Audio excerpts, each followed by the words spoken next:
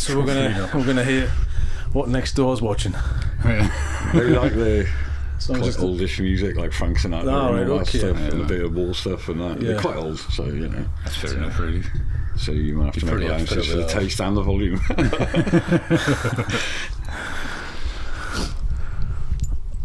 But they're nice neighbours. Yeah. It's half the battle, isn't it? Kind of getting good neighbours, because it'd still be a nightmare, especially if you guys are working at night. Well, we just wouldn't be able to. Well, we don't. After 8, we kind of had a rule when we started. After 8 o'clock, we don't do any banging or anything like that. And they don't hear us anyway. But every time we're out there taking photos, he comes around the corner. Like the amount of times he's like, "Oh, what are you doing?" And like, because they're really interested, you know. Yeah. He's always, if I'm out in the shed, he always pops his head out to see what we're up to, because he never knows. It could be 1 minute doing some leatherwork, next minute making shields or something. One day I was making, he came around, oh, what are you making now? And it's like, some stocks for down the castle, like. Yeah. But they're really nice. They're really nice people. Yeah, it looks like it. No, I'll get you. I'll lock you in. Don't move. There might be a...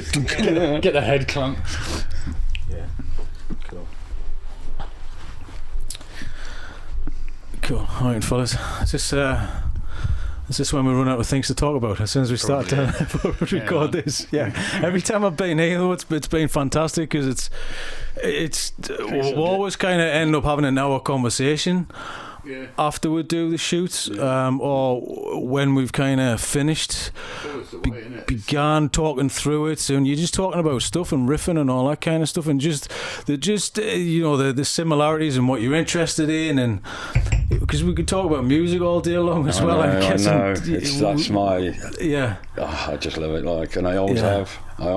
It's I don't know. That's another thing where this comes from with me. Like, it's the creative thing. Yeah. The music was my creative outlet for years. Like that was my aim until I got too old. You know, when you kind of have to admit, no, it ain't gonna happen now. Like, and we had the last band, the proper band was in, and we did it for a couple of years, and we were playing London and all that sort of stuff. Starting to get things were starting to happen, but just came to an end, as you do. So that was quite annoying. But yeah, so that was my outlet for a while, like. But it's good that we can kind of do this here as well, and do it in the place of work where we kind of film the film and do the stills, and people the can get the dream factory. Dream to some, a nightmare to others. But we've got the Tolkien poster above us here, so it's. Your work was featured in Tolkien, is that right? Yeah. I mean, I've been a Tolkien obsessive since I was a kid. Like, just devoured the books, and I'm one of those people that has read most of Christopher Tolkien's 13-part history. Yeah. All the background so what's it like getting a gig like that? We're No, kind of working on it. How did that happen as well? When we could actually, because we couldn't say anything, because it was like, you can't say anything for 6 months, can you? It's kind of like done. It was Fox, so this was like big boys. We've done a Beowulf Come thing. looking for you if you do. If you say something. And that was like, wow, this is just brilliant. But that was kind of someone else's project, wasn't it? And I've done stuff in the past. Yeah. Bits and pieces. And we done like a couple of bits for like CBeebies and all that stuff. Like there's bits on that, because people who work on that and all this sort of thing. So just sort of word of mouth kind of thing. And we ended up getting that. That was through a friend of mine that I'd worked with on a local sort of big history show thing, and and was working on it. And they were after some armour being made for it. So she said, "Oh, I know somebody might be able to do some armour." The day that you found out was like, he got the phone call was absolutely amazing. Oh, and he's really into his Tolkien as well. All right, brilliant. And I got the phone call, and oh man, I didn't know what I was doing. I was just grinning all day, and then we sorted it out, what we needed doing for it, and it went from doing a breastplate and some braces to a breastplate, some braces, some greaves, designing a helmet, and then doing the same for the evil knight in it as well. Now it's the opening scene of the film is that and that was I couldn't believe it, so excited, and just piled through loads of designs. It was one of the best things. I spent the weeks we did it. The hours we did were unbelievable, but it wasn't. I would have done it for nothing. Like I could just spend the entire time smiling and laughing and joking, going, "This is mental. This is insane." I mean, I love the fact that we're sitting in the flat where you make everything, and then it's all of a sudden it's really taken odd. From there. It's where it's created here, and then it's taken out, and then it's projected into the world to see, on a period piece, and it matches up perfect. One of the weirdest things that happened was that you weren't. I don't think you were. You. I'm not sure what you were doing when the trailer came out. The first trailer came out for the Tolkien film. They did like a teaser trailer. Oh no, I was working on the thing that another thing we can't talk about. Another thing we can't speak of. Anyway, let's have a conversation about things we can't talk about. So I got a message going out. The teaser trailer's up for the Tolkien film, and we'd not heard anything about it since the pieces. Jez went down, worked on the set and all that sort of stuff, and then it disappeared. And then so I had my I got all the links sent to me on the phone, and it was like, I can't look at it on my phone. I'll get home and watch it on our TV. Because so I get here and I sat here and I watch it and I pull up on YouTube up to there, and it was just like. After the third time of watching it, and I've got tears in my eyes. I'm like. So were you checking out your own pieces in the film as well? So it's just like it was just insane. Because the last time I'd seen that. It was one of the most bizarre things that's ever happened. I was sat where I am now watching the TV, and it was about the third time I've watched it. I suddenly realised that I was sat where I am now making that album, and so that went off. We took it down to where they were filming it. It went off. It's been to America, through the studios, through all these different processes, and then it's suddenly coming back into my eyes, and I'm still sat on here thinking. So it's gone full circle. Back in, and it was absolutely the most maddest thing I've ever seen. I mean, for me, it doesn't get old. You just get used to it. So seeing your work it's still a nice feeling to have, amazing. Because you're still like, well. It's amazing. Because you can remember a time when you weren't doing this. Yeah, absolutely. So there's always that moment of, well, I always wanted to do something like this or in this field or whatever it is, creating something, and then all of a sudden it's on a film and you still can't wrap your head around that. This is out there, like, and kind of. It's often it's like it's not a real thing. Like, I remember being like 6 years old and seeing a making of Return of the Jedi, and I'm of that. We're all that generation where like Star Wars is the religion that unifies us all. Jez, we're old. Yeah. Exactly. And and seeing that this thing on the TV about the making of Return of the Jedi, and it kind of hit me for the first time, like, people make films, and it blew my mind, like all these guys inside Jabba the Hutt and them blowing up this huge set that they'd made of his slave barge, just thinking that's incredible, and that's always sort of stuck in the back of my head, and I always thought, well, that looks amazing. It's like being the people that make the tricks that the magicians then go out and use. So I thought that was brilliant, and it's not something I've gone, I'd love to work in film, but I've always kind of wanted to. So these things pop up, and it's always so weird, like just going, that's what's happened to that, or that's what that looks like on that person, or in some cases you put it on the person, like in the case of that, we made this armour, I took it down there and I was on set and we put it on the people, and seeing them in it was amazing, but then seeing them on horseback in the set was like, that's really weird. And then they put all the treatments on it, go through the studio, and it blew my mind. And then we were sat in the cinema, like we went to see it the day that came out. We went to the cinema, just the two of us, and the pictures around the corner, and pictures. There you go. And shilling and threepence. And just like the opening scene is this thing, and you're like, oh my god, that's insane. And we've done stuff before that's been on the TV, and that's really surreal. Like seeing amazing. Something in your living room that you made in your living room that's there, and like that's a real mind twister. And we got a few other things coming out that we'll end up observing in the same way, like that.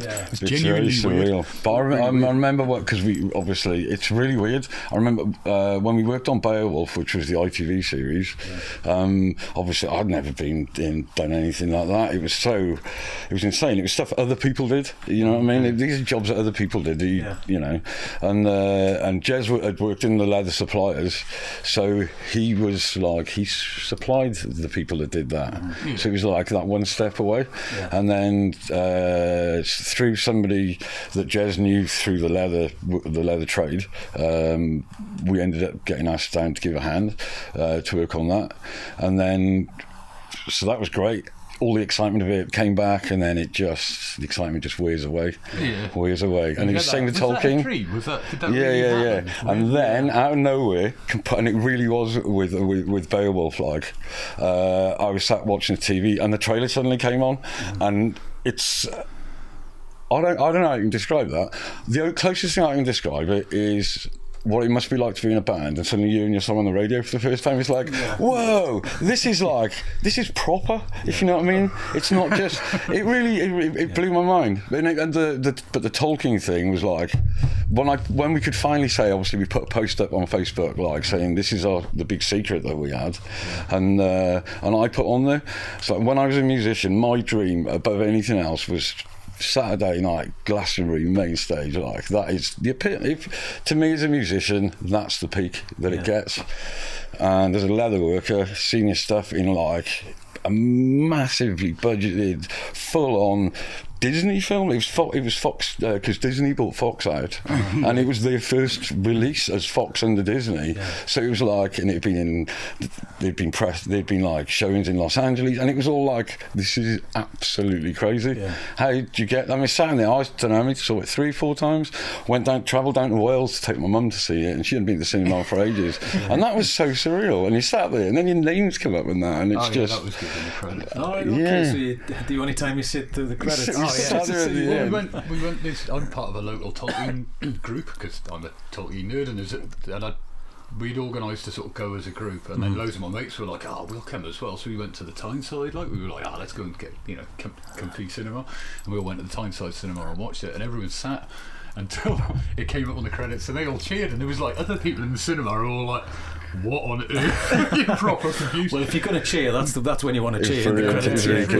And people were so supportive as well, which was really cool. Like, which was it's quite amazing. Quite amazing. Well, I mean, for when was the first time you actually got into the TV work? I mean, I don't want to kind of go too heavily into the TV work, but it's a bit of a journey thing, isn't it? Really, because you kind of sit and doing all the leather work in the flat. Because you love it, and you're passionate about it, and all the bags and stuff is our like bread and butter work. We've done it from the beginning, and we'll just continue to do that. That's our regular that's our regular income and all that sort of thing. And then the special jobs, I mean, we'd love to be in a position where that's all we did, really. Like, do the odd special commission piece once in a while, but because it's brilliant and it's really exciting. It's full on, and it's but it's a great thing. It's a great legacy to leave. Is that sort of thing, like? Yeah, because you can look back at it as well, and your work is showcased in a film, and it's timeless. You can look back as we look back to old films like Willow and like Star Wars, and you're talking about things like that. The thing about it as well, you can see, it's going to be there forever. The sort of film it is as well, which is to me it makes it even more. I know that's probably going to be Christmas film every year for. Everyone is going to see that or sit through it or be forced to sit through it because they've got nothing else to watch at some point. But it's a proper film. It's not a fairy tale or a fantasy or some just bubblegum comedy thing. It's a serious film about a really serious subject. Like, and I as hard as it was to be like, see the film sort of subjectively and take yourself away from it, I thought it was a great film anyway, because it's a great story. The guy had a really interesting life, and he shaped a lot of the way society has been since Lord of the Rings and that was released. Like, changed society and the language we use and everything. It's really amazing. So did you guys get to kind of come up with a design for these things as well? Was it like an original piece, or was it from a certain time? We got some artwork through, and the idea for it was that because Tolkien fought during the Battle of the Somme, he was one of the people that survived it, one of the rarity of people that survived it, and but he contracted trench fever, and they had the idea of him hallucinating whilst in the trenches, basically, and maybe this was part of where his inspiration for the creation of Middle-earth came from, and it sort of was. He was certainly writing some of the early stuff then, and so they had an idea of like a black knight and a white knight fighting each other was their initial idea. and they'd sent over some artwork, and what they wanted it was to have a hint towards the older cultures in his writings. And the sort of the artwork of the time that was the artwork that he'd kind of have as a reference in his head, and like, but not Lord of the Rings, because it hadn't been written yet. So I pointed out to the woman, was like, obviously we can't put anything on this to do with Lord of the Rings, and she went, no. I was like, that's because obviously he's not written it, and she went, yeah. I was like, and you don't have the rights, and she's like, no. So we got a rough design and what it needed to be used for. Like, it was on horseback, so it needed to be a little bit shorter than you'd normally do a breastplate, and the helmet, they definitely wanted something with wings on the on the side of it. I would have suggested it anyway, because that's a standard thing in all his writing, and you've got all that sort of classic like 19th century artwork of Vikings with big wings on the sides of their helmets and all that as well. So there was that, but there was a big leeway in it. Like, I made loads of different designs and suggested things, and they blew her mind, didn't you? Yeah, from due to being a total nerd on the subject. But everything that we've ever done, it's kind of been like that. I mean, I worked for 10 years at a leather merchant supplying people, and we supplied loads of films in that, and big TV series and things. And so did you kind of obviously know the process, because there was a back and forth, isn't there, and having dealing with the production side of things, and you know they're going to definitely have a say in the matter, but there's so much you can have input with. I mean, it's all got to go. These things always go back and forth, like, and I knew how it kind of worked from doing that anyway. Like, but you know, a film order really is just it's an order, but it's quite an exciting one. But you regard it in the same way, like, you know, it's still somebody's money that you're getting, and you still, it doesn't matter whether it's this person who wants a wristband or this massive company, like, you know, the film company, you're still going to put the same amount of effort into it. But luckily with you know, I mean, I could write books on Tolkien, it's ridiculous. And it was the same when I was working doing the leather supply and supplying films for that, and we'd have people phone up from, I don't know, it might have been the chariot department on Exodus, or like, you know, Pirates of the Caribbean or whatever, and they go, oh, we want to make these things, what do you suggest, or whatever, and sometimes it would get ridiculous, because they'd only ask for you then, wouldn't they? Yeah, kind of point where they just ask for me and go, oh, we've got to do these chariots, and I'd be like, are they Assyrian chariots or Egyptian chariots? Well, if I was doing that one, all right, yeah, and they'd go, oh, order us 5,000 foot of that sort of leather, and I'd be like, don't you want a sample? And no, trust you. And they're like, oh my god, you know, so I kind of, luckily, by the time that we got to a position of making things for things like that, a lot of that sort of pants soiling moments is edged off a little bit. Like, because it's just doing the job, isn't it? You kind of, is it jaded? A bit, I suppose, but it just becomes a norm, doesn't it? It becomes an everyday job. It's all really exciting. It is, because you don't see the world in which it's created, and you don't see how it's created as well. But when you do, it kind of fizzles out a bit. But the nice thing about the end result is you can separate yourself a little bit, because you see the end product, and I think that's the exciting part about it. You go, there it is. This is what it was made for, and that's my input into this creative. That armour was quite funny, because the way he designed it, when it was like kind of Art Deco. And you said you want to put some writing on it. That was a big movement at the time, like in art. You know, like he's writing this in 1916. It was set, and like one of the big art movements was Art Deco and Art Nouveau stuff, especially Art Deco, because it wasn't that long before that they found Howard Carter found Tutankhamun's tomb, and then that Egyptian art style got everywhere, and that's how we ended up with like Art Deco stuff.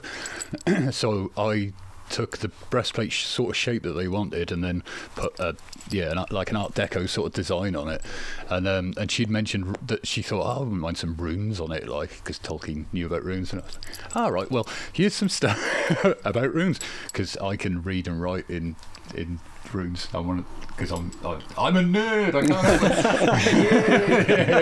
And so it's like, yeah, not a problem. Like, and I suggested a bit of poetry that was Tolkien's favourite line of poetry, which was from a poem called Christ by an Anglo-Saxon poet called Cynewulf, who and there's a line in it where it says, "Hail Earendel, brightest of angels, over Middle-earth sent."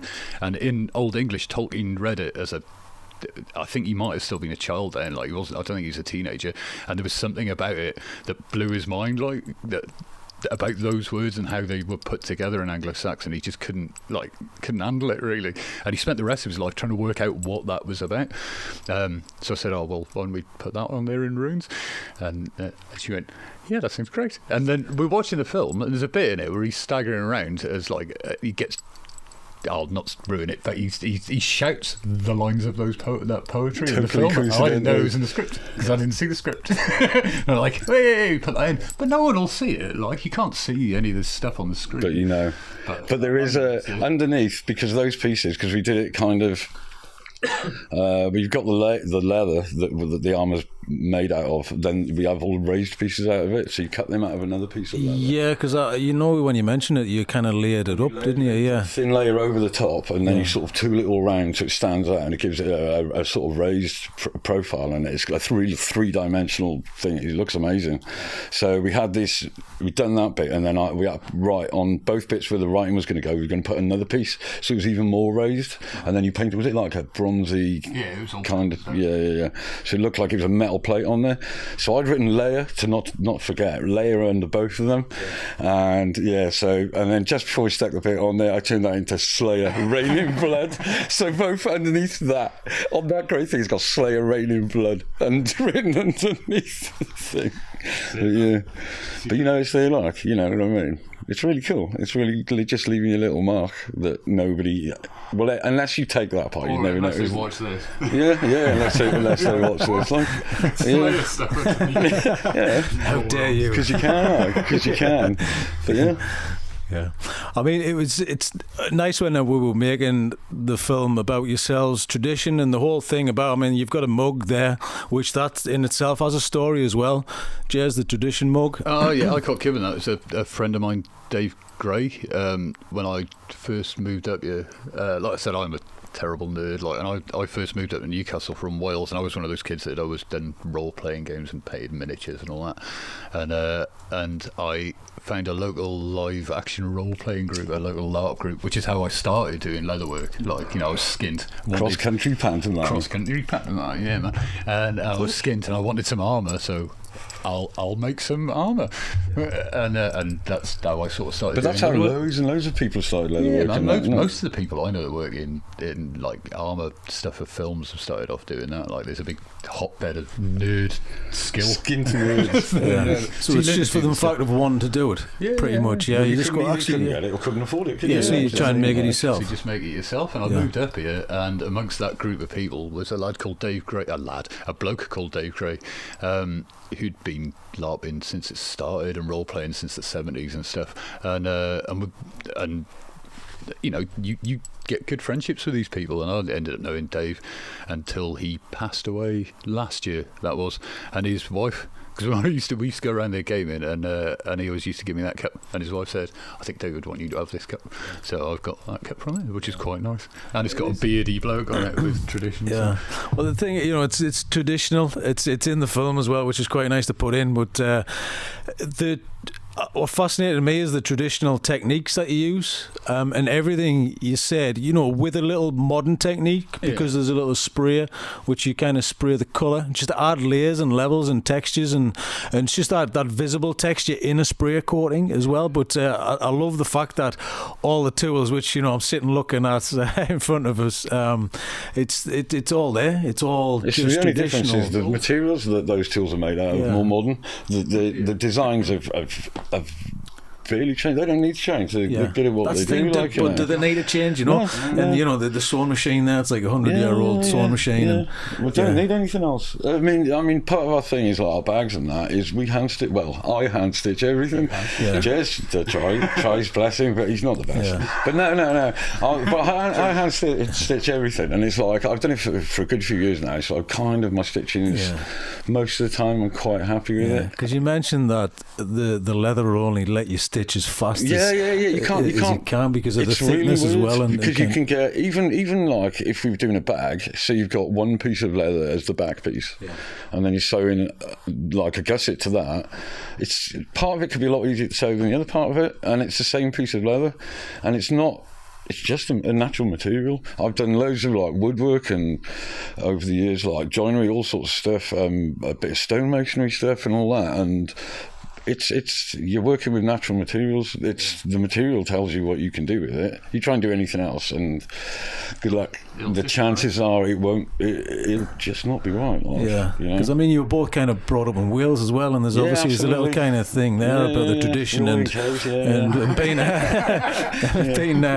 and just being brought up in the elements as well, and obviously you guys have had a history before the leather making, and you've done grafting, and you've worked, and I left school, figured your way out.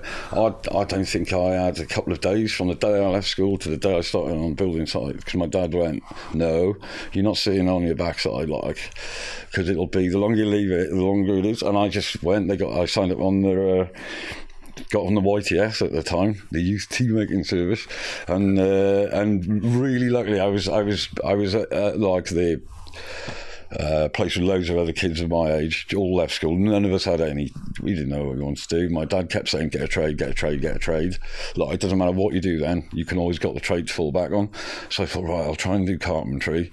And then a placement came up at in our local town. It was an old workhouse, and it was a really old workhouse, and it had been bought out by these fashion designers that lived in the area, and they were converting it into fashion studios with the sewing rooms and the photographic studio, and they used to do all like printed silks. It was amazing, like the techniques that she discovered in like China or something, the woman there, Patricia Lester. And so I got to see all this stuff, because there's another lad that I'd sort of, when I went to comprehensive school, he'd gone off to a private school, and then I didn't see him till the day I walked into this room and I started working at this place, Isaac, and he was an apprentice learning silk screen printing and that, so I kind of learned how all that stuff works as well. It was quite amazing. So we went to this place, and carpentry, joinery, did all that sort of stuff. But it was a really old building. Like, it was amazing, a proper workhouse. In the Napoleonic Wars, it was used for like prisoners of war and stuff. Like, it was really, the history in there was amazing. It was a bit creepy first thing in the morning. So you've always been interested in history as well. So there's that history, and kind of. How was that transition? Because you kind of you love history, you love creativeness, but you've been told that I've just got to go and get a job. And does that not suck the soul out of you? Well, I didn't realise I was that into history until much later on. If you know what I mean? Yeah, because it kind of those things though as well. Like you were saying before about with film stuff, like people like us don't get to do this. Like, not at all. We grew up in a council house in the depths of Wales. Like people with my background go into buildings, like the building work or something like that. Like, that's what you do. You become a mechanic or building, like quite an old-fashioned sort of view of society. Because if you don't see that kind of work around and anybody else doing that, then you don't know that it exists, do you? So we come from an opportunity, isn't it? We come from a really small little market town, like, a little village outside a small market. We didn't even have buses on Sundays. Like, it was really shocking. What village was it? It was a place called Llanellan, which is just like, I say that with a proper Squeezed in the extra hour. I did proper did. But yeah, so it was this little tiny village. It didn't even have a pub. Didn't even have a pub. We used to have to, when we were like 17 and starting to sneak in the pubs. So was the local bus stop turned into the pub? No, we used to cycle about a mile and a half to outside what used to be the village boundaries, because there was here we go. A woman called Lady Lenova owned all of that village, and the village next to us, which is called Lenova, she owned that, and which is still owned by the estate, her estate, and part of the village we were in as well. So she was, I'm not she like Puritan or some. Yeah, she was part of that Puritan. No alcohol at all. So she banned pubs in the village, completely banned pubs in the village. But didn't she invent the Welsh mum's costume? No, she invented the traditional Welsh costume, and her husband was Ben, who Big Ben was named after, which is like, found all that as you get older and you found this. She's like, this is pretty mad stuff, like. But yeah, so there was no pubs, so we used to have to cycle. Everyone's jobs were though, and it's like were normal. Like, where we grew up, you went on the buildings or went on the farms, because it was all country. It's all countryside. Like, really lucky, like proper beautiful countryside down in where we. Yeah, and being a stonemason as well, and I mean that's very traditional, though, isn't it? Stonemason. I got a job on because I'd done it ever since I did that, and then I did some bits of factory work and all sorts of outdoor stuff. Worked on the River Wye on the chainsaws, doing habitat improvement for a bit. Had a window cleaning around, and then I needed something that was a bit more reliable, and then a job came up it was for a labourer, for a stonemason, for a company in Brecon, not far from where we lived. I didn't know anything about him, and I thought, well, I'll go and give that a bash. And the pay was better than I was on, what I was getting. So I thought, right, I'll go and give that a go. And and it was like, this is amazing. I spent the first 3-4 months pulling a church down, like by hand, because it was all going off to be. I found out like really quickly what the company did, and it was rebuilt as well. No. It was restoration. It was a restoration company, and we had contracts for all the National Trust stuff in that area, like Brecon Cathedral. We used to do all that stuff. We used to do loads of conversions for the National Trust of barns for like volunteer groups for like who do fixing the paths on the beacons and stuff like that, because it was right up in the Brecon Beacons. A lot of it was the most beautiful places. Like my office some days would just be like, obviously I work with builders, you didn't notice a single thing. So you'd be looking at like the sun in the winter, like this time of year, the sun would be setting, and you turn around on the scaffolding and there's just like a valley up in mid Wales that's just mind-blowingly beautiful. So to one of the other guys that we never noticed, I go, look at that. Granville was terrible because he was the most straight-laced, no sense of humour guy you've ever met. I remember the one day I was staring, and it was looking up towards the beacons, and it was just gold and the countryside, and it was just breathtaking. I said, look at that. And he stood up and turned around, and he went, what? I said, look at that view, man. Isn't that just the most amazing view you've ever seen? He went, I don't know what you're on about. I said, look at it. Hold my hand. And it freaked him out. He didn't know how to deal with it all. He didn't. I said, it's so romantic. But it was like, and there was another lad that worked there, and he'd say, man, it's what a great place to work. You know, we grew up in the countryside, and most people, like people who grew up next to the... Because you take it for granted though, as well, because it's on your doorstep as well. The beach never go to the beach. It's the same as tourist spots. You tend not to visit the tourist spots, unless you've got kids or something like that. But when you go somewhere else, it's quite fascinating because you've never seen it before. So it's a new place to be. And I mean, the northeast is obviously your adopted home now, isn't it? I mean, how long have you fellas been up here? I've been up here over 25 years now. Okay. When I first came up for a visit, I moved up with a girl I met whilst clubbing down in Cardiff, and she was from up here and studying down there, and she finished her course and asked me to move up with her, moved up, and we split up. But I was like, actually, I kind of like it up here. Like, the people are just like they are back home, like down to earth, like a laugh, like a bit of a drink and all that, like just really similar people. But when I came up for a visit, like to have a look at you, one of the places we went was Bamborough, and like blew my mind. It's absolutely amazing. Going down on that beach and then looking back up at the castle and being like, that's the castle from the beginning of Roman Polanski's Macbeth. Like, that opening scene of that film is two guys on the beach in front of that castle braining the hell out of each other. And I'm like, no way, that's amazing. Like, and it blew my mind. Like, I thought it was going to be like Coronation Street. And I came up here and it was like, I remember it's coming so green, man, it's lush. Like, I remember coming up not long after Jez had moved up here for the first visit, like, to go see my brother up in the north, and I expected it to be, dark satanic mills, all that black, industrial, smoky, just horrible. And it was like, I don't know when it was, end of May, and we drove. I remember I drove in over by Team Valley, come over past the Angel North of that, and it was so green. I was absolutely staggered. I was really shocked. Like, it blew my mind. The idea I had of the industrial grim north is. It's the same as the Welsh. It may be another place. Apparently, according to anyone who lives in Newcastle, that's the other side of the river. It really is.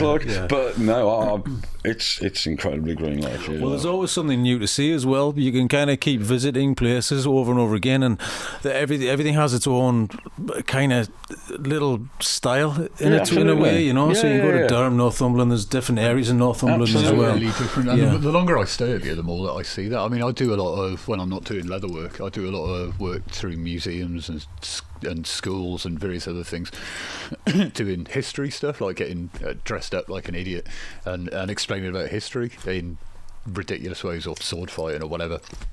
And so you get to see loads of really old places. Like, you get to see. I've been in tons of the castles around the northeast originally as a visitor, and then you get hired by them, and you end up in weird back rooms in castles and stuff. And it's an amazing place. It must be nice as well. You know, you're kind of a historian as well. I mean, would you say you're a historian, or is it just I've done a history degree. I've done a history degree. Right? You know, after I left, I did a history degree when I just before I turned 40. And I sat here, and it's happened since I moved up here, and it's so annoying that Jez will sit here with his mate Dave, and Dave's a well-read guy. You know, he's got a degree. Yeah, Dave. Yeah, classics, Anglo-Saxon English, is it something like that? I can't remember. But you know what I mean. He's got a brain. Like, I sat here with Jez, and all I can think to say is like, who wants a cup of tea? Because they like, and I studied. You know, I've been to university reading history about stuff, and they're talking about stuff that I studied, and it's like next level stuff. The thing is, I think it's kind of got to be in you. It's kind of, plus it takes time to get all the knowledge on board as well, and it's just a fascination. If you're fascinated with it, you're going to learn it as well. That's it. I've spent, even when I was a kid, obsessed with history, and just my entire life just got as much of it in my brain as I possibly can. Like, it's just, it's because it's about people and how weird we are. Like, history is the study of the weirdness of humanity. Idiocy of humanity, and how they keep doing the same things over and over again. And it's really weird. Like, especially being around now, like, you know, now is a really weird political time, and people are going to have to study this, and there's huge bits of it I find really frustrating, and then I'll remember somebody's got to look at this, and this is fascinating. What a weird time to live through. It's like it kind of is, but if you look back through history, this is a very small time. It's a kind of blip in time, and in 1,000 years people look back and what were they doing, driving around in these, you know, gas guzzling tin boxes, like constantly looking at screens. What was going on there? Hopefully they're going to fix it in time. Big shake. I mean, I don't think this is the shake up we're having at the moment. I don't really. It's kind of a mini shake up. This is how society's changed, like from one period to another. Every now and again something will happen that's like makes everyone just go, what's going on? And then society will go off in a tangent that nobody expected, and that's how society, from studying history, that's from what I can tell is how society's changing and morph anyway, like, you know, it's all part of the same thing. Well, it always takes a massive extreme thing to happen to kind of subside a little bit and then even out a little bit, and kind of take on board what's just happened. But all right, we can kind of copy and paste this, and we can kind of take on board this. That makes sense. But that's let's not go over the top, but let's kind of bring it down a little bit and use this to move forward, and hopefully it might happen. You know, history, though, we're kind of aware of history. That's the thing. History, they kind of didn't know. People are arguing, and the whole thing now is everyone's arguing, and I don't know. I mean, it obviously helps you guys because you guys can see what's happened previously in history because you know this, and you've got the information, and then you can sit back and kind of laugh and go, yeah, they were doing this 400 years ago, or something like that, but in a different time, arguing about the different thing. Fall of Rome. Why don't people know about this? They wouldn't be doing this madness then. So the Kardashians, is she Cleopatra, or is it? Because somebody mentioned that's a good historical question. Well, somebody kind of mentioned that. I just picked it up along the way, and what happens in like 2,000 years? They mention this, who was this Kim Kardashian who everyone followed, and you know, because if somebody writes a story about her or puts her down in a book, storm, looking like she was having a poo in a bin liner. But I digress. It's true though, like those weird, you do get those weird hiccups and like it could well be those things that people will remember. A lot of stories are remembered and written down many years after the person's not around. Most of history has been written down by somebody about somebody that's happened 100 years ago. So you can use certain facts, but you weren't around. So how do you know the true facts? Well, we've got saturation of information now, and that's the thing. But if a story goes around for a long time, history is just someone's opinion. Add on to things. It's the Chinese. That was one of the biggest things I learned from doing my degree was that history is just someone's opinion, and that's that can be a bit hard to get your head around sometimes, like when you're using, like, and I have gone about on. Well, it depends on who's in power as well. Well, it's not. I've yes, gone you on have about, to listen to him. Well, he's standing on the big box, so quite often you knows know more about him from that one person as a source and their opinion. Though, like, there's loads of bits. Tacitus, the Roman writer, who wrote pretty much all we know about the Romans in Britain, didn't he? You know what I mean? He wrote a large chunk of it. You know, that thing. He's the only source, but he was writing about his father-in-law. Yeah, his and father-in-law that, and was you the think, governor well, of Britain, yeah. So you've got a massive bias there straight away. Like, yeah, and that's apart from everything else. And he's writing about the Roman Empire, and he's a Roman. You know, he's going to talk about this, that, and the other, and make it kind of one-sided. And then, but that is the only source you have.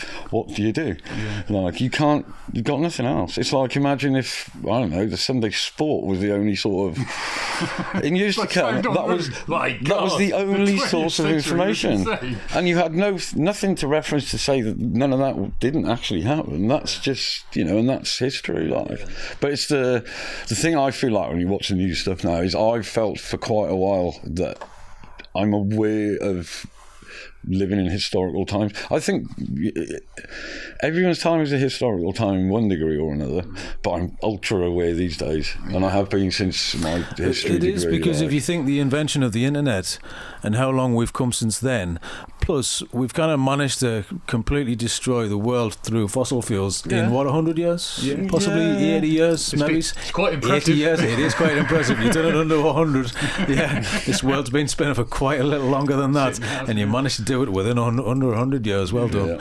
And that, but it is quite worrying, and you think what we're doing here. It's kind of what's denial is happening. Is I find is a great tool.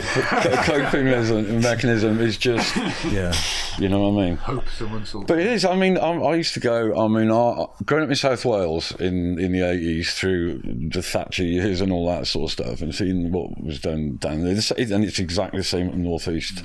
People of my age up here talk about Thatcher in exactly the same way. Yeah. Like, but that kind of hand.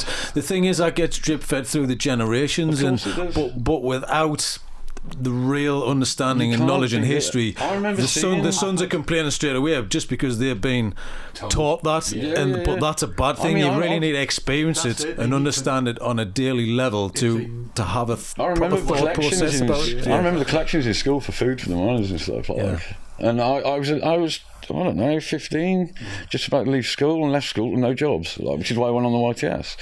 And that was a government thing, you know what I mean? I was really, really incredibly lucky. I know loads of people did it. They were just so exploited, like, because you're getting 25 quid a week or something I was earning. But I was really lucky. I was getting a bit of extra cash off the boss. Like, I had the petrol thing so I could get my motorbike filled up whenever I wanted with fuel. And because we were converting this massive old workhouse, it was huge, but there was like 6 of us. So I learned all the trades. And it was like working on a historic, but even then I thought, this is amazing. Like, any time there was a big old nail lying around, I'd whip that. Like, 'cause it's like, this is like old. It's an old thing. I've even got a couple of the enamel cell numbers that you wouldn't believe. You go in there, and I got the tour around there, like when I first off the boss, and they'd only had it for a couple of weeks, and the one room, and it was massive, and it's what we ended up converting for they made these huge tables for doing all the printing of the silk, because it was all screen printed, so these huge tables that were like 60 feet long, and the room they were all in was the room that had all the cells that all the families and people would live in this workhouse. They were tiny, man. You'd never seen anything like it. It was really quite awful, like, but I kept a couple of them, because loads of stuff, it was just all going in a skip, like, and there was like the enamel door numbers from these, and I kept a couple of them because I thought, well, this might be, I understood it was historic stuff, like, and it was really important. Well, so a lot of the stuff is nice to touch, and it's nice to feel, and and the whole thing, spin back to your kind of leather work, and that's got to be a lovely thing to have as well, and especially when you're making pieces that are going to be handed down through generations. So you're finding something that's been kind of it's been demolished, but it's from a generation and it's styled from that generation, and there's a certain look and a certain feel to it, which you can't cheat. You can't kind of numbers. You can tell by it's just straight by looking how it's at polished, them, the way it's curved, or how it's kind of even the type it's been used on, or whatever the material is as well. And that was the first time as well where I'd ever was aware of, because it was Cadw, which is like English heritage, but in Wales, of that sort of stuff. Because it was, I was 16, I left school, I didn't know about any of this stuff, and it was just a job on a building site, but I learned really quick about regulations on listed buildings and all that sort of stuff, and I found it fascinating. We've made, I don't know how many windows, and they were all different sizes individually. There was like 18 windows in the whole building, huge windows they were, and we machined them all out of Brazilian mahogany.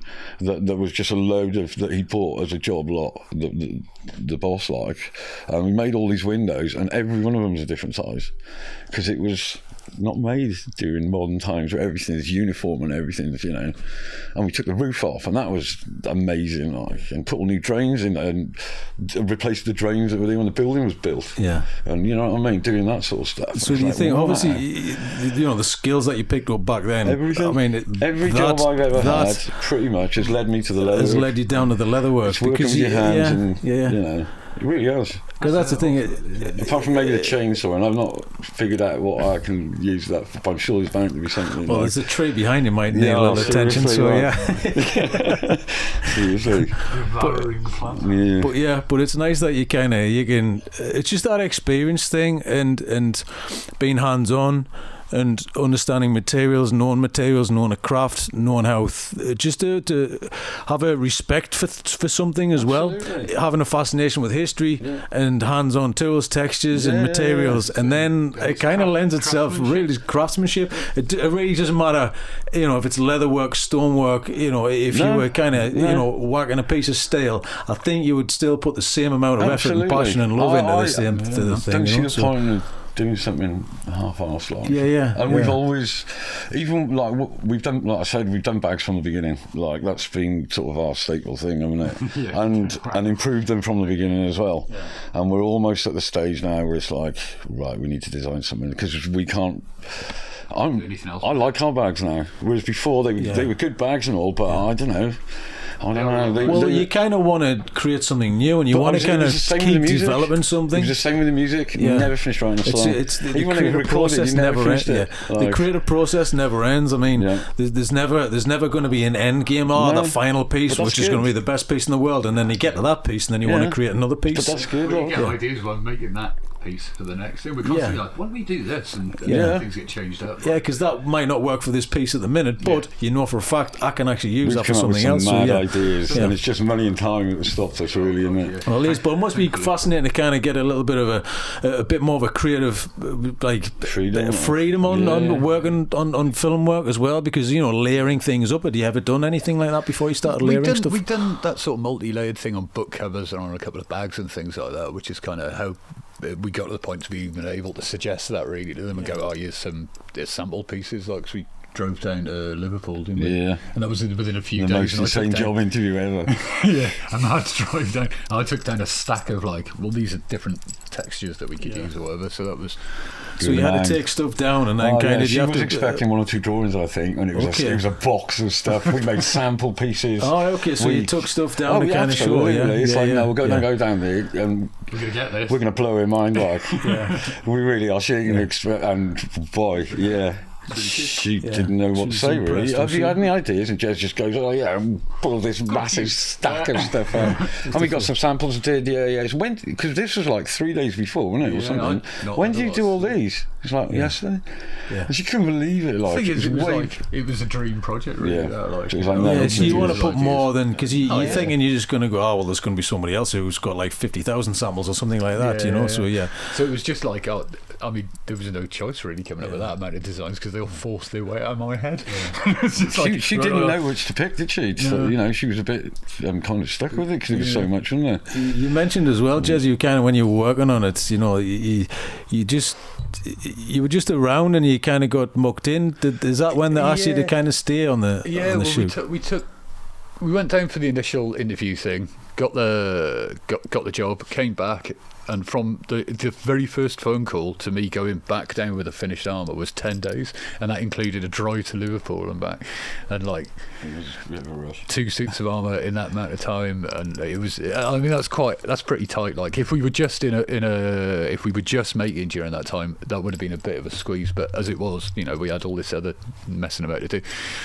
But we managed to get the stuff done, took it down there, and I was waiting around in the like costume warehouse thing that they'd hired down there down on the docks in Liverpool. And I've been to Liverpool before. It was really cool. And yeah, and I'm sort of waiting for the costume designer to finish whatever she was doing. And there's obviously the person that I'd got the job off, like a mate of mine, and a few other people doing things. And I'm like, do you want a hand with that? And sort of helping out with things. And that's not what you're meant to do on a film set. It's like if you're doing this on a film, you do this. You don't job you for don't a job do for a job, isn't it? Yeah, that's it. Yeah, and even like something like, and I can't just stand and watch people do stuff like people lugging lights around or whatever. I'm like, do you want a hand with that? Because that's just my nature.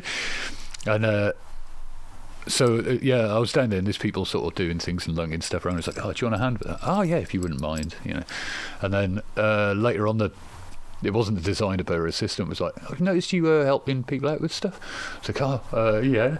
I'm really sorry, I know you're not meant to do things like that. And she was like, no, clearly you don't mind getting your hands dirty. Do you want to stay on, do some work on the breakdown department on set?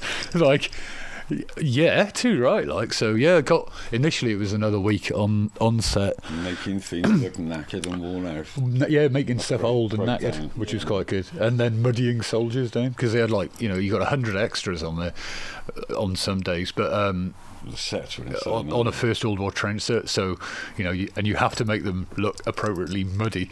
And there were 2 stages of muddy. There was stage 1 and stage 2, or slightly muddy, so that's a bit of mud on the elbows and a bit on the cuffs and a bit on the knees and a bit of spatter, not very much. And then there was the stage 2, or fuck them up as it was. So I was like, okie dokie. And for that you got big paint brushes and just painting mud all over first thing in the morning, like these 18-year-old lads as extras, and you just slop in paint on them going, all right, look at the glamour of the movies, boys. How good is this? And I'd done a week, and near the end of that week they said, you're really good with this, like you're really good with the people, like do you want to have another week? I'm like, yeah, too right.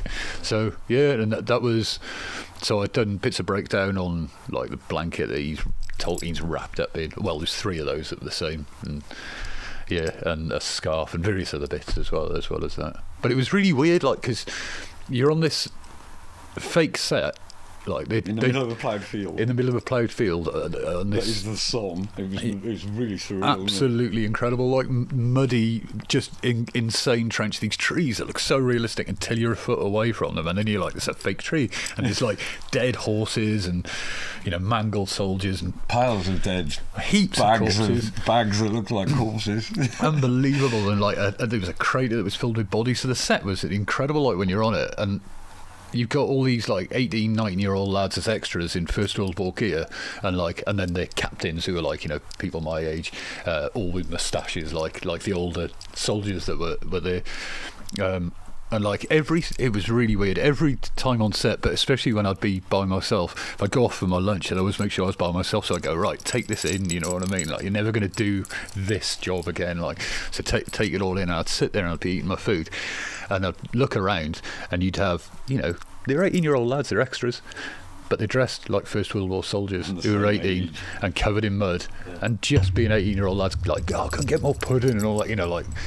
And every single day it would kind of freak me out a bit, because I was like, that's the age that they were in those trenches, like, and so real, isn't it? It was really weird, like, and every day I get a bit of a wobbly lip a few times watching stuff. Like, it was a genuinely bizarre experience, really weird. Yeah, because you can see it from the outside looking in when you're sitting. You're more observing from the outside. Plus, with you knowing the history as well, and so you're more aware of things, aren't you? Yeah. I mean, it's one of those things. At the beginning of the Lord of the Rings, Tolkien writes down on the later releases of it, because people put across the idea that the ring, that's nuclear power or whatever, and Tolkien wrote a foreword basically going, this is kind of what I wrote about it.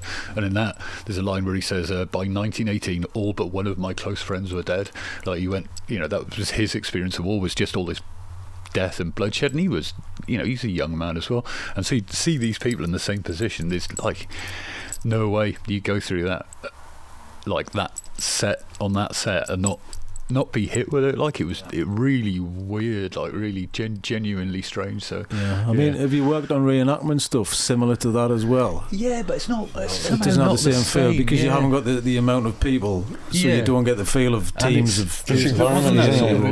They dug the trenches, like these trenches and that were in a field. It was like you feel like you're there. It's kind of You're surrounded by camera crew and all that. Like, but there'd be a few times that you'd see, like, but if you kind of blanked it off. Side by side, you look in that hole. That's all you can see. That hole full of what looks like dead bodies, like, and mud in the bottom. Because I remember I took Jez back down because he came back, didn't you? For that weekend, clean clothes, and then took him back down. And he's like, "Do you want to come down and have a look around the set?" He's like, "Absolutely."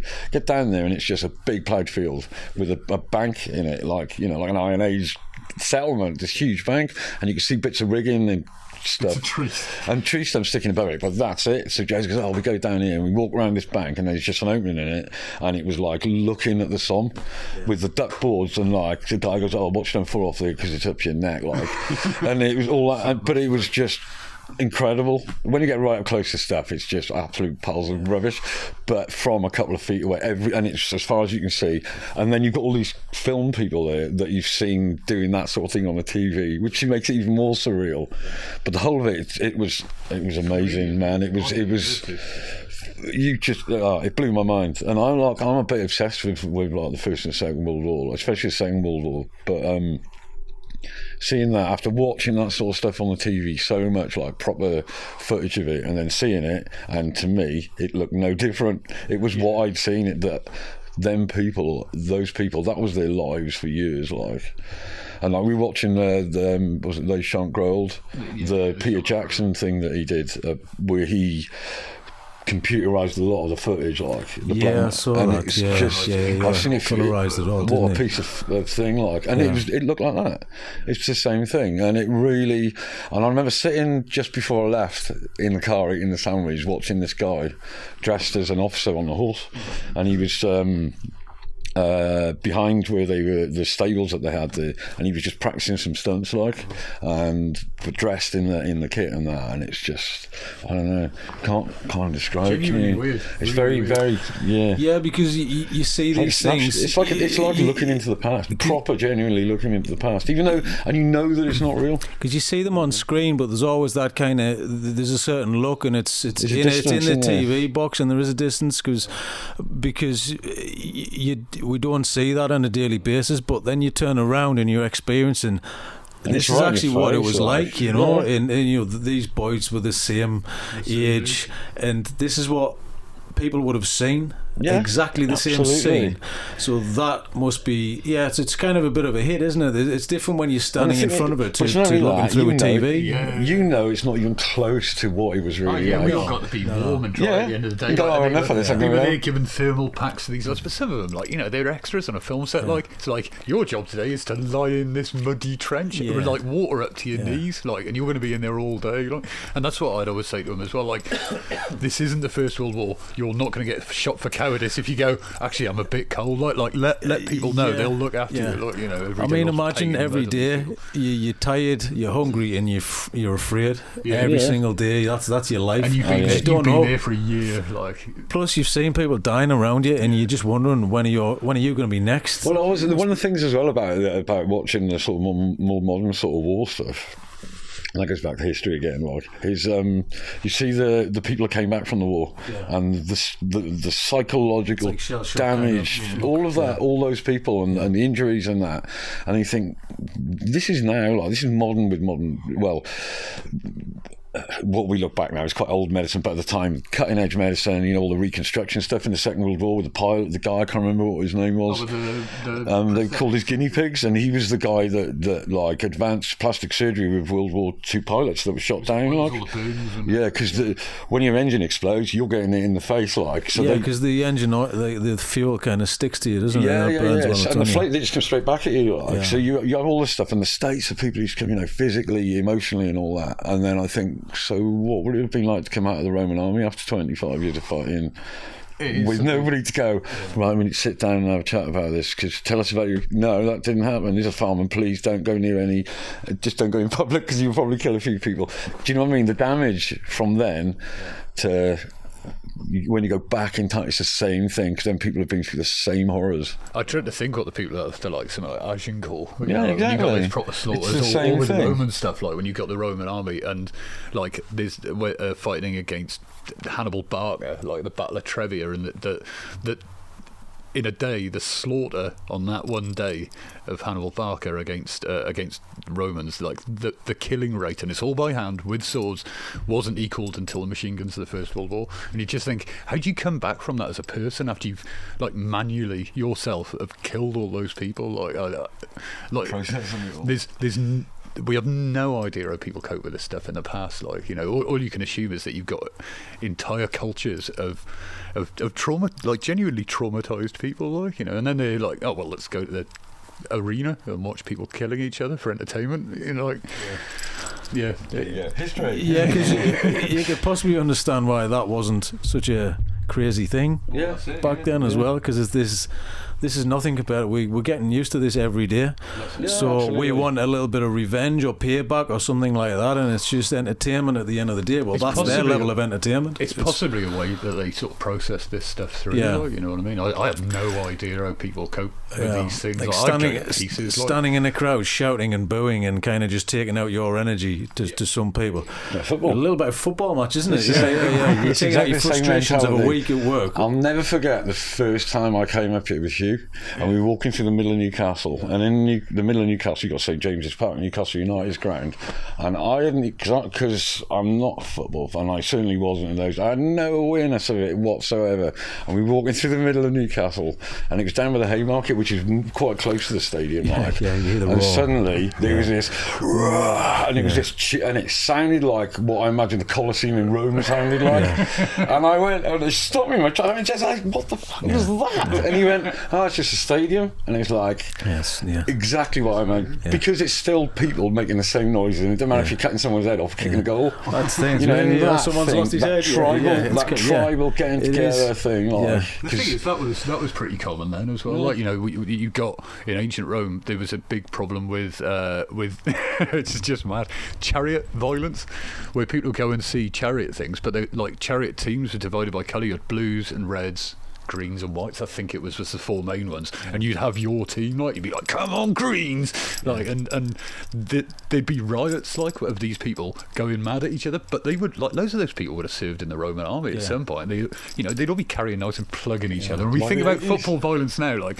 these people would set fire to the city, like, proper hardcore, like. Well, it's back in the time when somebody dying was just an everyday thing. You're probably supposed to be walking down a back alley and there's a body there, and you just step over and you've got to keep moving on, because you might be next if you turn around. You know? See if there's sandals fit.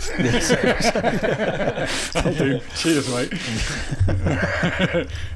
We're quite lucky to be alive now, is the thing. Well, that's the thing. You know, as much as everyone complains about, you know, the generation we're in now, but, you know, we're all sitting around watching TV, iPhones, the heating's on. I can go and have a cup of tea when I want, and have a drink of water. I just turn the tap on. Exactly. Yeah. I mean, I was watching something with the kids, and they watch this, like, people around the world, different cultures, and there's a woman in Ghana kind of washing her kid outside, in like a basin out the sink, you know what I mean, like a plastic basin, and she's like, oh, brush your teeth, and she's really rough hands on, you know, she's brushing the kid's teeth, and she'll rinse your mouth out, and she's got a bag, and she just gives a little sip out of this bag of water, and I'm thinking, she doesn't have running water either, so she's kind of, you know, it's like take your turn in the bath kind of thing, so they're using the same water over again, and that's in the backyard, and then she opens this big wrought iron kind of gate, and she's walking into the street, and they pour the water into the gutter, and there's a market stall outside the front of a house. I'm like, that's crazy, you know. It's kind of the thing of, right, running water. Does she sleep there? What about the noise outside? It's kind of all these tiny little things you take for granted as well. That's much more normal. Like, we're modern Western and Eastern society as well, like, but the sort of modern society is a real aberration, like, you know, like the way that woman is living is the way that most of humanity is lived for its entire existence, probably better than most. Like, I don't imagine she's in danger of being mauled by bears, or, you know what I mean, like, it's But it seems so basic to us because we live in such cushioned environments. Like, you know, like there is like that whole first world problems thing where you're like, oh, I've got no internet.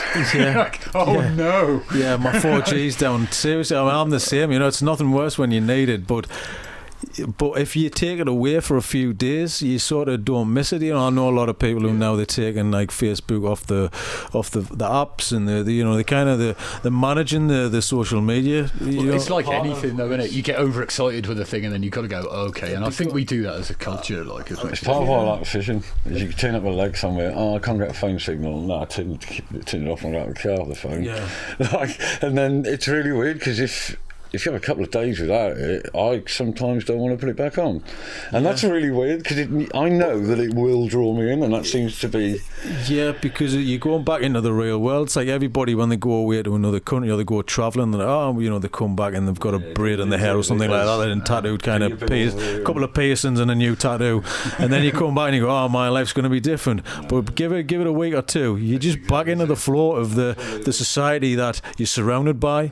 But that's it. It is creatures of habit as well, but it is quite scary when you think about it. But you know, you can pick and choose what you do as well, so you can pick and choose, you know, like yourselves picking and choosing to do this traditional craft and just enjoy your days, because you, Jez, you're sitting at night, sitting there until 3 o'clock in the morning, comfortable, sitting on that chair 3 o'clock in the morning, just sitting watching your thing, and you're just doing what you like to do, and there's nothing better, is there? I've had plenty of other jobs, like, and I've lugged stuff around and ended up with knackered backs and all sorts of stuff, and like you spend a third of your day, so it's a third of your adult life, you spend working. At least I spend more than that working and not enough sleeping, but like in a normal job, like the people that you're working with and what you're doing there is a third of your life. It's half of your awake life. Yeah. So it's quite frightening. Don't make it bloody miserable. Like, because you're not going to get to do it again. A lot of people don't get the choice, do they? No. You know, I've been in jobs. But the thing is, though, if you're doing a job and you hate it, there'll be someone out there that loves it. Like the idea of sitting at a desk and working at a computer drives me spear. Like, so I'm better off leaving that to people who love sitting at a desk and love number crunch. Like, I've got mates who work with and that's what they do, and they love seeing patterns in numbers and solving these sort of problems, and that's, you know, and that's what they do, and it's better them doing that job than me. Like, you know, like Sean is amazing at that sort of stuff. Like, he sees patterns in numbers that I don't understand what it is, and works at computers, but he's really cat-handed. Like, so he's better off doing his job. I'm better off doing mine. Like, so, but I often think how lucky I am. Like, I've done that. Oh, the factory work. Yeah. Oh man. But I suppose it's the motivation that you've been there and you've done things that you didn't like, and now you're sitting here going, "This ain't too bad, to be honest." No, I mean, you do. This is a good life. It's still a job. I mean, but you're happy. You're happy you put 16 hours in, and it doesn't really. You're not clock watching. You kind of, but you're not really clock watching. You kind of like. You're doing your thing, and it's almost, I mean, when I was filming you guys and taking some pictures of you kind of doing your work, it was almost like therapeutic in a way. I was like sitting here with the quietness, you know, and there's a little certain noise, and there's little things going on, and the calmness and stillness was quite nice as well. So I mean, I was done 6 months this year down on working on a Netflix thing, and that was quite weird because I wasn't working weekends, so it was quite odd. But instead, they were quite what I'd consider a normal length day, but it felt really long because I was going to somewhere and working there, and I got quite clock watchy then, because I was like, oh, when's my next cigarette break, when's my next, you know, when's lunch and stuff like that, like, and I got back into that mentality, and I was like, actually, I'm not a huge fan of working. I've got so used to this, like, it's so lucky, you know, doing your own hours.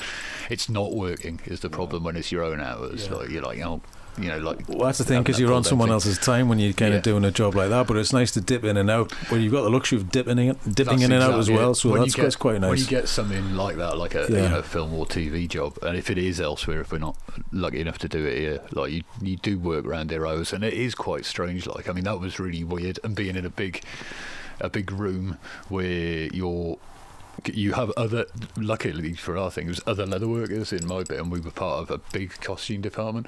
The thing that they'd shot in there previously was the Dark Crystal Age of Resistance. So, like, you know, I'm watching the making of that, going, oh, I remember that room. Like, that's where, oh, my desk was by there. And all that. So that's quite nice having those other people around as well, that you can sort of go, oh, how does this look, or whatever. But it was still kind of weird. Like, it was really weird. But do you find it nice when you're going into somewhere and there's just a bunch of like-minded people, and you can kind of chat about the same things and get opinions off? Are they kind of similar, or not as deep as you guys? A lot of them, they work in film all the time, and they kind of always have. Yeah. And there's a lot of middle class people. For a lot of those people, it was like what they did. Now, you know, they knew that they were lucky doing what they did, but they were, you know, a lot of middle class people. Like, it's a lot of connections in the film industry as well. So yeah. So that was quite weird in some ways, but there was. Oh, look at here comes the outsider. He's just the outsider. Well, yeah, and it did sort of feel like that, like looking around. It does, thinking, but as soon as you start cracking on and just being yourself and doing your thing, and your passion's going to come across, and they're going to coming to you and asking you questions as well. Endless questions about history. Yeah, because it was like a sort of pseudo historical thing. Yeah. And like constantly, these people who've been doing this trade for years, like people who worked on Game of Thrones, coming and asking me about armor. Within these years of history, and I'm like, that one, you know, like weird, really weird, but good, like, you know, it's really good. But that's the thing, you know, you can kind of give your side of things as well, and it's nice to be asked, and you go, actually, well, you know, they're just doing a job, I'm doing a job. Your passion is history as well, and it's something else you can bring to the table, which somebody else who's just doing it every day because they don't have time to do anything else. You know, it's quite nice for that as well. It might be nice for them as well to have that little break. Someone new, it's kind of quiz the new man. It kind of feels, I don't know, it kind of feels other people feed off it a bit as well. It rubs off on people. Like, I think it does. It takes somebody with a big down sort of. I don't know. Most places I've worked, there's always one or two people that can bring the party down everywhere you go. Everywhere you go. But if you're not that person and you're quite the opposite to that, that's infectious as well. And if you're interested. Being passionate or interested about anything, if you like really excited, more often than not, people will be, why are you excited about it? Because you can tell if someone who genuinely likes doing something, to whether they're doing it because they kind of have to, and that it's a different. You can see it in their face when they talk about it. See it in their eyes. Like, because people light up when they're excited about something. They love doing all this. Something they're really passionate about. People get really excited, and that's infectious, really infectious as well. Like. That was the thing with being down on that job as well, because everything, not just the costume department, you had like set builders and everyone, like prop makers and everything in this massive, huge factory unit thing.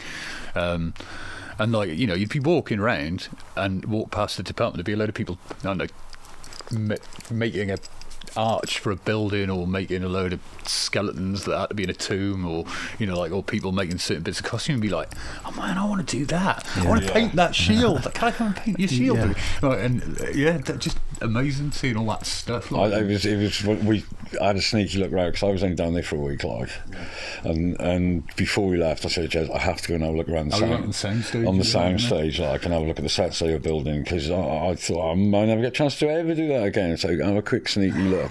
And I remember walking in there, and it was the 90s. I took a lot of things in the 90s and made me see a lot of things that were in there and all that sort of stuff. It was the most surreal 5 minutes of my life.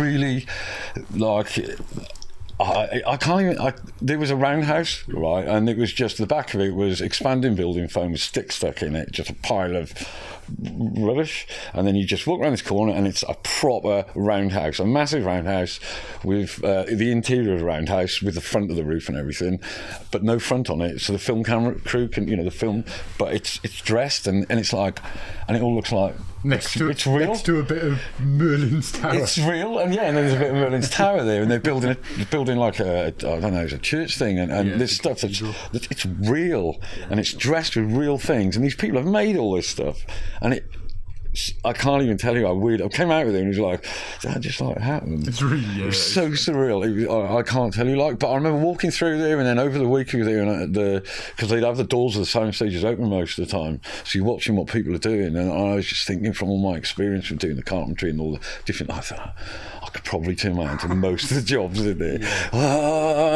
yeah. But I know loads of other people who could do that as well. Yeah. But we're working class people, and we don't do that sort of thing. And it's a real. It's a shame though, because it's opportunity. And I don't think that's any fun. I think that's just the way it is. Like, you know what I mean? It's opportunity, but you've got to force yourself into that world, and it's hard because you don't know that world, and you've got to really kind of seek it out and find that world. Same as my world, same as your world. You've really got to hunt it out. Into it is the thing. How do you break into it? A lot of hard work. Exactly. Unless you can tap someone on the shoulder who you know and get straight in, you've really got to do the hard work and do the groundwork. I mean, we've been really lucky, really. You worked hard, but then you get recommended for stuff like that. It's not searching for it as well. No, it's kind of always I don't even know how people do. I don't know how people in the industry do it. Like, but it's all word of mouth with that as well. But it was like. So lucky every time with that you get recommended to do it, and you think, God, it's just through luck and a bit of talent, and a lot of hard work. Yeah. And invariably, that's always the way with everything. When people go, "Oh, you're so lucky to do this," and you're like. 15 years deep. I'm not enough sleepy, hungry, like scraping bills and stuff. Like, this gift of yours. You're like, oh yeah, like I didn't spend my entire childhood drawing. Like, it just came out of nowhere. Like, there's that idea that a divine spark poked you in the head. Yeah, like, that doesn't happen. No, you've got to search deep for it, haven't you? Yeah, and work hard. Like, you only get good at something. Like all those great artists or musicians or whatever. It took me 10 years to have an overnight success. Exactly. That's it. Like, it's just hard work and a certain amount of luck. A certain amount of luck. And there'll be loads of people out there that should be in the film industry and in these various industries and trades that just will not get a chance because they'll not get in. When I was down on circumstance more than anything else, isn't it? Yeah, circumstance. You just got to put yourself in the scenarios, though, but try and find the scenarios to put yourself into, and that's a difficult thing. That's it, carve your niche. But if you don't know and understand the world and know where to find that world, that's the problem. So it's just trying to seek it out, and then you got to start at the bottom. There is a space for original stuff, like there really is. It's just finding it, because it's pretty well hidden, and we're overloaded with media, and there's just so much stuff cluttering everything up everywhere, like, everything's accessible, and it's very easily accessible now. I remember when I was like in bands and stuff, it was like MySpace when that kind of popped up, like, and like, you have to get on MySpace, you're nobody if you're not on there, radio, and that suddenly got quite full of people, and it was like, well, now you have to do like you did before and try and find something that's different. And then YouTube popped up, you got to get on there, and then in no time there's millions of other people all on there who've seen the same thing as you have. It's getting there when it starts, and that is the trick, is spotting that opening, which is, And we've been really lucky in a lot of ways. People have actually shown us, gone, would you like to go through this door, rather than us stumble across the door by accident. And are you sure we can fit through the door? Well, I was just going to say, there's that constant imposter syndrome. Someone's going to come in and throw us back out of the door and go, why are you idiots? I'm not meant to be in here. Like, I'm a buffoon that knows how to make stuff a bit. I think all the good creatives are kind of got a little bit of that, the imposter syndrome, because I think if you, I'm the bee's knees, I'm the big guns in the room, then you go, no. I immediately react with people like that. I think, dickhead. I don't do very well. I mean, the self-doubt that flows through your mind every minute of every day. You're like, oh my word, can someone turn this off, please? It's unbelievable, isn't it? Stuff, like, is this right? Should I do it this way? Should I do it that way? I'm doing it wrong. The man's going to come and tell me off. I can total panic the entire time. The leather man is going to tell me I can't make it anymore. I knew it. And then you get another job doing the same thing. You're like, what? I hope I don't get caught this time. But when you see people doing it and you see the filming, you go, we're all the same people. It's just opportunity, isn't it? It's a blag, It's a blag, No idea. Don't know what we're doing. We'll have a go. Don't tell anyone. I have no idea how any of it works, to be honest. But I'm really glad it does. Like, but it was one of those things as well, that like being outside and trying to get in. With these things and feeling like, maybe like growing up, like I was saying, and that's stuff that other people do, and being in it. When we were down there and putting costumes on some of the extras on this Netflix thing that we've done, and just you chat away with people, like, and the one lad that I was talking to, and we're fitting him up with costume, and it's like a rainbow of ethnicity in front of the cameras. So not so much behind the cameras, which is a weird thing, but in front of the cameras, you know, it's a modern TV show. That's how they work, and so I'm kitting out this black lad with costume stuff, like, and I'm like, oh, have you done much of this sort of stuff? And he's like, I've done a fair bit of extra stuff, but nothing like this. And I love this kind of stuff. I love anything. I love Game of Thrones. Watch anything with swords in it. I was like, all right. He said, yeah, but you don't see people like me doing this. I was like, what do you mean? He said, I get cast as gangsters, like, and dodgy lads all the time. Like, people like me don't get to wave swords around, like. Oh yeah, that's a good point. And I was like, to be honest, I'm from the depths of Wales, right? And a total working class lad. People like me don't normally sit here and work on this stuff, so we snack in. It was really nice, but it was that kind of, you know, people trying to get into these situations. There seems to be in it. The thing about the high end of it is it is a very small pool of it is because they kind of bring the same teams on. Absolutely. And that's the teams travel, said, you know, and so everybody had kind of worked together because you just call the team up and the team does the thing. I mean, I think just worked out. Because I think Scorsese, he uses the same guys he's used for years, and these guys use the same guys because it's just a trusted team. It's you come with your team. You don't have to think about it and stuff like that, but it is tough. Kind of close it down for other people, and that's I think it's more accidental than intentional. But if you got on, I don't know whether something like Top Boy or something like that, you get on a TV show like that, or something that's been written by black writers as well. So it's like an urban, TV show about gangs and street. It's more like very violent, drug led, and all this kind of stuff about Southeast London, and it's just that kind of. That world there, that will be 90%. Because of just the cast and the nature of what it is, and who's on there. You know what I mean? So I'm guessing then the shoe's on the other foot in that sense, so, you know. But when you get into fantasy, though, it's a lot of white people. There's a lot of white folks in fantasy. There really is, like, and that's just a fact, like, and I don't know how that'll ever change. Yeah, but there's more. It has to, like. Mostly because a lot of it's been written by white blokes, Tolkien and George R. R. Martin, like, C.S. Lewis, all these writers. But now there's a big surge in good. I mean, there always has been really female fantasy writers, Ursula Le Guin and all that. But there's a big resurge. There's a big sort of surge in fantasy writers from African backgrounds, from Oriental backgrounds. And Black Panther, Black Panther, which is one amazing film. Like. But I think they went out the way to do that, though, didn't they? They really went out the way. Spike Lee is battered that door for years, like, and he opens it a bit and they keep closing it, and he opens it again and he keep closing it, but it's gonna it has to change. It can't stay like it, and not soon enough. But he's a bit of a kind of raconteur, isn't he, though, the Spike Lee, because he's done it by himself and kind of kicked that door open, and then everyone's going, oh, we've got this new guy and he's doing this thing which is new to us, which is kind of probably his way he was brought up, and do the right thing and all that kind of stuff. But the good thing about people like Spike Lee is then people from like black kids and all grow up, they'll see Spike Lee's film and go, I want to do that. I want to be the next Spike Lee, or I want to be the actor in that, or you know what I mean? Because I think Sam Jackson was always the crackhead in every single film, do you know what I mean? Until he started getting better roles and bigger roles. Nearly everybody in it is the people making the films and everything is white. You're going to end up with white people in it. That's but. Like I say, Spike Lee came in and he kicked that door open and forced it in, and then that's what you need. You need like the generations coming up to have people to look up to. No, because right. those people for so long were just like, especially what Hollywood used to be like in the film industry, because it was a really close shop of very gangstery style people. Like. You're right. You've got to write what you know and where you're brought up, and now. Everyone's from everywhere. Absolutely. So, we're not from... But we've got black writers now. We've got black directors, We're not from cobbled streets with, chimney stacks. And these guys, these young black actors, they're not from the streets of London, they're not from the council flats.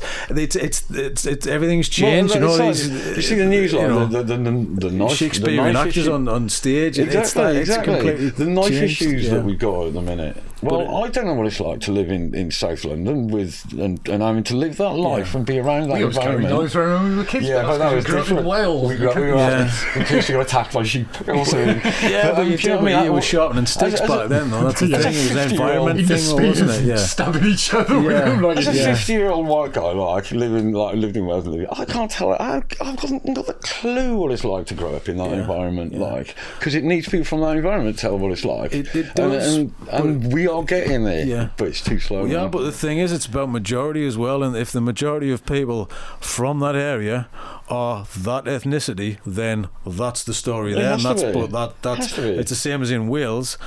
All of them, the guys,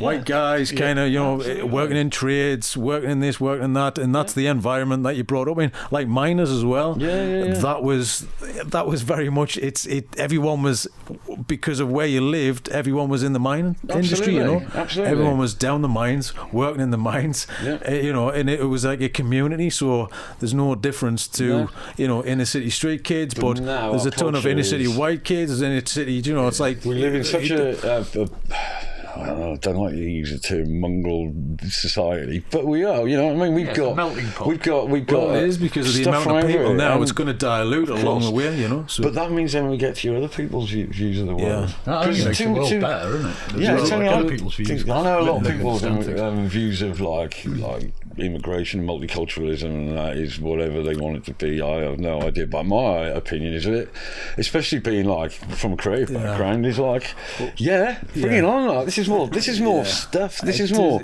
sources to grab from, and you get there's people's voices now that have never been heard, never ever been heard. But it needs people from them communities to allow them to have that voice, not somebody rocking up from, tell me about how poor you are. That patronising stuff is no good. But I think the only thing, the class system and the separation, the only real kind of clear as day example is in politics for me. That's because we're seeing the same generations of the same people from the same backgrounds with the same attitudes, the same ideas, who just want to be in the big chair, and that's it. And the people, you could say, it doesn't matter ethnicity. It could be from your background as well. Well, what about from the north? What about from Wales? What about from Scotland? What about, from a council estate? It could be anywhere in Britain. They're still battling against the class kind of system, and that's what America has the racist. Race is what distinguishes people in America. It is class system over here. That's more than anything. Yeah, we don't see it as much. Yeah, the race thing, I don't think it's as harsh as it is over there, but we're separated by a class system. I remember when we sat watching the news and Thatcher stood up and said, "We now live in a classless society," and I thought my dad was going to kick the TV over, because it was like, you know what I mean? We were from shit-poor background. We weren't no society, my arse. You know what I mean? Proper Jim Royal. What a load of bollocks. But that's the thing as well. But you have to leave home and go somewhere else to do what you kind of seek out to do, or what you're passionate about. But for me, you're moving away and doing this thing. But all you're doing is living somewhere else. Why can't you live where you want to live and do the thing you love to do as well? I stayed in Wales. But we could now do this in Wales. I could move back to Wales and do this. We could do that. Not too much hassle, But majority is still, you have to be in London and you have to be in the capital, because that's where the work is really. So it's all down there. And if you live up here, it's hard work. It always has been, because there's more business, then that's where the advertising companies are, and it's the same as any city, big city around the world. If you're around there and in it, there's more opportunities to get the work, but you're in a bigger pond and there's more people. Absolutely. So that's the thing. But Manchester now, Manchester, everything's moved. TV people, Channel 4's in Leeds now. BBC, ITV are now in Manchester. But I was visited Manchester recently on a work thing, and it's becoming like London. Of course it is. Everything's high rise. The amount of cranes that you see, new buildings all the time, flats. But it's going to be, in 10 years' time, it's just going to be the same as London, and it's kind of another version of that. I think most of that started off. I mean, Manchester's always had its Manchester has had a thriving music and homegrown cultural identity for like as long as Manchester's been Manchester, like.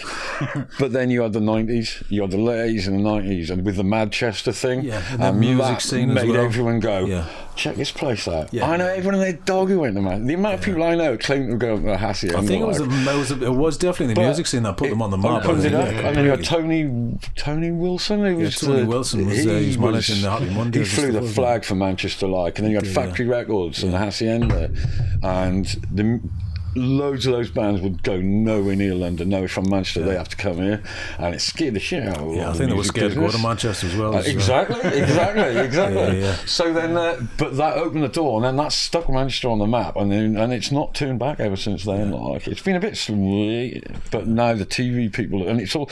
I'm sure it all comes from that. I'm certain of it. Like. It's one of those things, though, as well. Then you've got like huge swathes of the country with these untapped pockets, like of amazing, talented, creative people, which is where social media just don't get a chance, and social media equalises that, because they can go, well, here's my stuff, like, and they probably don't think that this stuff's as amazing as it is, and put it out there, and suddenly there's an awareness of this. There is, but if you want to do that, you have to enter into their world. So you have to play by their rules still. That's why I worked in the southeast for 6 months at the beginning.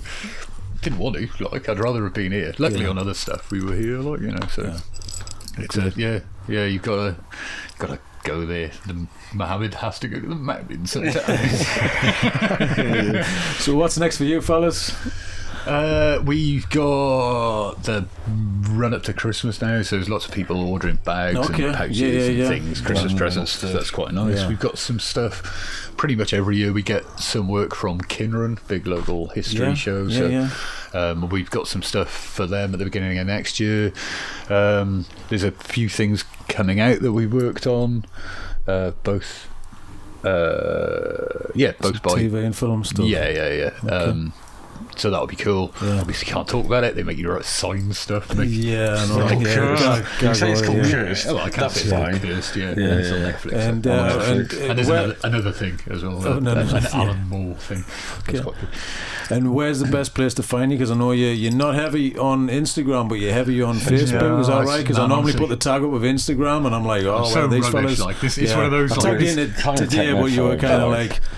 I don't know whether you kind of see it, but I mean, you've got a good following on Facebook. The guys seem to be very positive on Facebook with you fellas. When we first started out, one of the first things that we sort of got stuff in is that the girl that I was going out with at the time was like a makeup artist, and she was doing makeup on a photo shoot with a model called Lauren Vex, who lives in Los Angeles, I think. She's from Wall's End.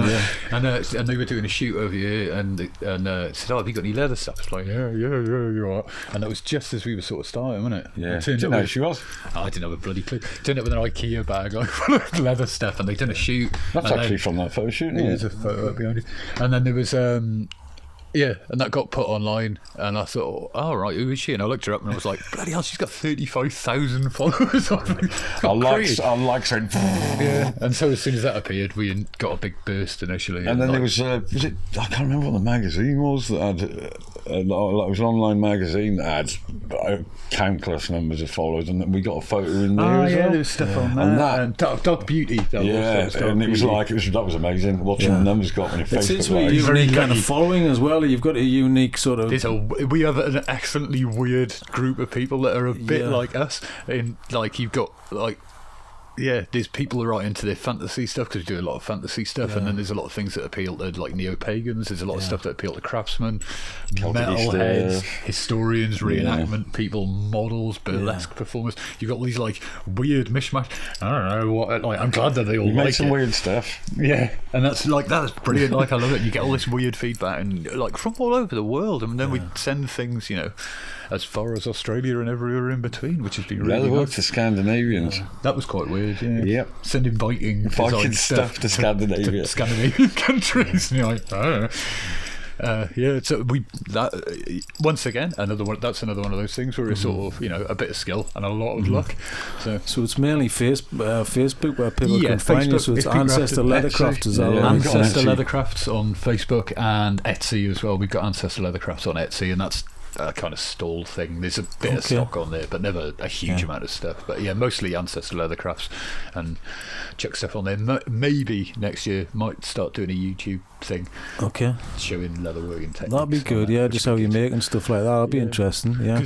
I'm sure people will be fascinated to see that as well. So they seem to like the film a little bit, so they can. Right, isn't it? Yeah. I spent 10 years in a leather merchant telling people how to do leatherwork and helping people out, and there's no point in you knowing it and other people not knowing. Like it's a perfect place to show it as well. So, that's it. I don't believe in trade secrets. Like a trade secret is a secret that dies when you die. No. Like, it's like share it out. Anybody that needs to know it, like and you get to understand what you're looking at more as well, like and appreciate it more. I was at the Roman fort at Arbea at South Shields, and down there doing a bit of leatherworking stuff, like as a bit of like an attraction thing for the day. And they brought out a bit of tent that they dug up there, a bit of Roman tent, and they made their tents out of goat skin, which was, well, the woman said, "Oh, do you want to have a look at some leatherwork that we've excavated?" It's quite a good preservation site down there. I dug it years ago as well. So they bring out this bit of tent, and I'm like, "Oh, yeah, that is goat skin." Like you could tell from the way that the skin paws were. It's like, right. And due to the way that the Roman tents were, goat skins are quite little, like they're not very big goats, and so they cut them into squares, sort of stitch them together, and then you stitch a layer over the top. And what that means is that if it rains, the rain doesn't get through because you've got two things. And I was like, that is amazing, like. And I showed her my awl and pointed out that the shape of the stitch holes on this were exactly the same, like, and that hadn't changed. She was like, that's amazing that you can tell that from that. I said, you think that's good? That's been stitched by two different people. And she was like, what? So, well, because it partly came apart, and I said that if you look at the angles that the awl's gone in on the underlayer, like the angle of that is repeated the same, and it's exactly the same angle as we use for stitching now, like, and it means that your stitches don't rip into each other or anything like that. And that's how good leather hand sewers will stitch with all holes all the same. Yeah. But the layer on the top of it, like all holes were like all over the place in it, and I was like, whoever stitched that together knew what they were doing, but whoever stitched the overlay on it hadn't really done it before and just chucked it on there really quickly. So I'm assuming it's two different people that stitched it.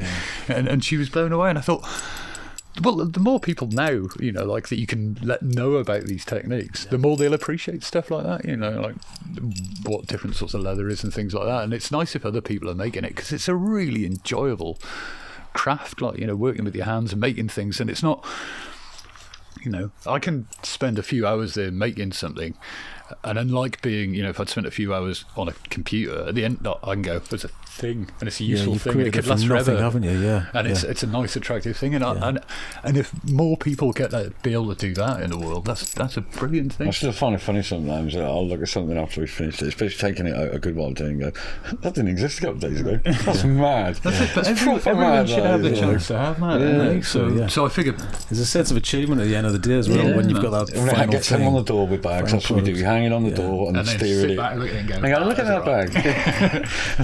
It's our tested us stuff. Yeah, just hanging on the door. So I figure the more people, if I'm putting some stuff on YouTube showing some leatherworking things, the more people that can do it, the more likely that there's people that will also have that feeling. That's good. It's a good thing, man. It's a good feeling. Perfect. Well, thanks, fellas. It's been interesting. I can sit and chat to you all day. I think this is probably hour number 10 or something. We've just kind of waffled. I really need to go to the toilet. That's all right. So, no, you're going to sit there. I'll be sitting here kind of slightly wriggling.